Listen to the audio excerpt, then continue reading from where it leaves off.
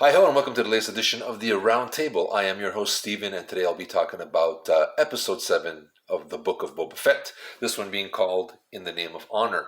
This is the one where finally the Pikes versus Boba Fett for to hold on who's going to be the dominant power on Tatooine finally comes to fruition. And like everybody else, I think Boba Fett is a series that has been, a struggle to get on board. It's not exactly what I thought it was going to be. I mean, I grew up with this Boba Fett figure thinking he's the biggest and badass bounty hunter of them all. And in this series, they kind of make him look dumb. And this continues on with this episode in a few scenes that, how do I say that? Okay, let's start off with the first scene that I thought was, there's him and the Mandalorian talking.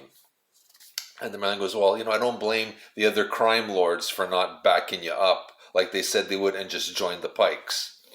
And Boba Fett goes, yeah, I get it. Dude, you didn't expect this to... I mean, I think everybody and their dog expected that to happen. And I mean, you're a bounty hunter. What is this? How could you not know that was going to happen? The other thing, when they realize that they may not have all the forces they need to battle the Pikes... I don't know. They have a small group. They have those kids who are like part cyborg kind of thing. They have what's his name? Black Kirsten, if I'm saying his name correctly, forgive me. Another bounty hunter. They got a couple of townspeople from Freetown coming in all of a sudden, right? That saved the day. And then the Gamorrean guards. He disperses them. You're outmatched. You're outgunned. Why would you divide your forces? The Black Kirsten, I have a problem with this guy's name all the time, should be on a rooftop with his rifle, just shooting these guys down. Not standing in the middle of the street. The Gamorrean guards, again, too, are standing somewhere in the open. They got their knife. You're going to a gun battle with a knife and a laser gun battle, on top of that. So, and you got knives, and you got two guys standing in the open. I don't know. Then, sorry if you haven't seen this yet. Boba brings in the Rancor to fight these battle droids that have a force field that the Pikes send in at the end to kind of finish things off. And I get why he does that, but also you got to think. They're outgunned originally by manpower. He goes back. Oh yeah, I forgot about this. The fortress, Jabba the Hutt's fortress, is fortified, shield, everything. That he listens to these kids who say, "No, we're going to stay in the town at the tavern that blew up and have no defenses against. We're outmatched, outnumbered, outgunned. We're not going to go back to the palace that's fortified because the people are here." The Pikes are not going after the people. They're going after Boba and his crew. Go back to the palace where you're safe. And then, as great as it is to see him ride in on the Rancor and destroy these droids, you had Slave One. You had your spaceship which has tons of firepower that you could have just plowed down all the Pikes in a single swoop. I don't know what possessed you. They could shoot the Rancor. The Rancor, we've seen Luke kill a Rancor easily. Why do you think these guys can't do it? I don't know. There's stuff that just didn't make sense. What else? As cool as it was to watch, the Mandalorian and Boba fly down and start, shooting people like angels of death. That was great, but they land like in 10 seconds. All your advantage. It's like listening to, Revenge of the Sith. I have the high ground. I have the advantage. They just, you had the high ground. You had the advantage. You come back down and lose it and wondering why you're getting your asses shot off. There's just so many things you sit there. And then, there's the sheriff that we all think is dead. Although I saw the shot and I said, he got shot in the shoulder. He's why? And they don't mention anything like it's going to shock us that he's still alive. And then he's now in that capsule that's going to regenerate him, I don't know. It's clunky, these episodes, and it's like it's not thought out. You just said as long as we got Boba Fett, it's good enough, and it's not. You made him look stupid a lot of times in this show.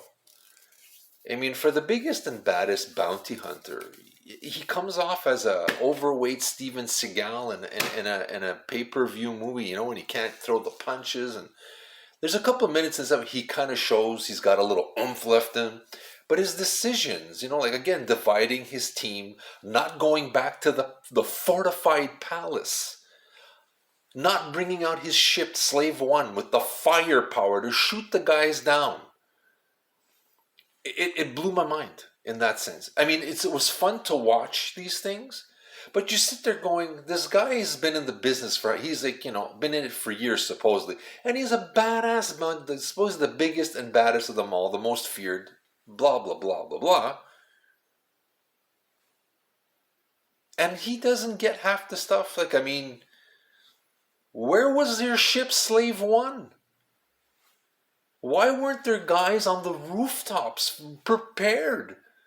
And then there's that scene with Cad Bane where he goes, I'm going to draw Boba Fett out by telling him that the Pikes killed the Sand People. He was going to come out anyways to tell you he's not surrendering anyways. I didn't draw anything. That did nothing. What are you talking about? What happened there? It made no sense. And Cad Bane, I don't know who's doing it, is great. He's not going to be around, I don't think. A lot of mistakes. It's clumsy. And I'm disappointed after how great The Mandalorian was. That they just said, you know what, we did good with Mandalorian. This we don't really have to worry about. Yeah, you do. You just took the most feared bounty hunter and made him like a grumpy old man like Luke Skywalker was, drinking the blue milk from the cows and in the middle movie of the trilogy, right? It was a little frustrating. Overall, don't get me wrong, I was entertained. But I think those of us who've seen a few movies, a few shootouts, a few westerns, you go for cover. When you're outgunned and you go for cover, or you get the high ground. I mean, don't tell me after all these years that Boba Fett doesn't know, and the Mandalorian doesn't know this. What happened? It's like, the two suits come together, it shuts off the mind. We go, okay, we'll go into dumb mode. And then, I don't know. A lot of questions on that. I hope if there's a second season, they need to really step up their game, How long can they... And sorry, before I forget, that guru, the little Yoda guy, comes back. What was that big payoff in The Mandalorian that he's going with Luke to study to be a Jedi? That was like, okay, all right, done. He's coming back.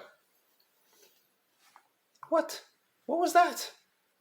I mean, I was happy he came back. It was touching to see the reunion, but it's sort of taking that finale of season 2 and kind of go, whatever. So I'm not sure how it's like watching the sequels again. They don't know where they're going. Put a gunfight, have a laser beam. We've got Boba. That's all we need.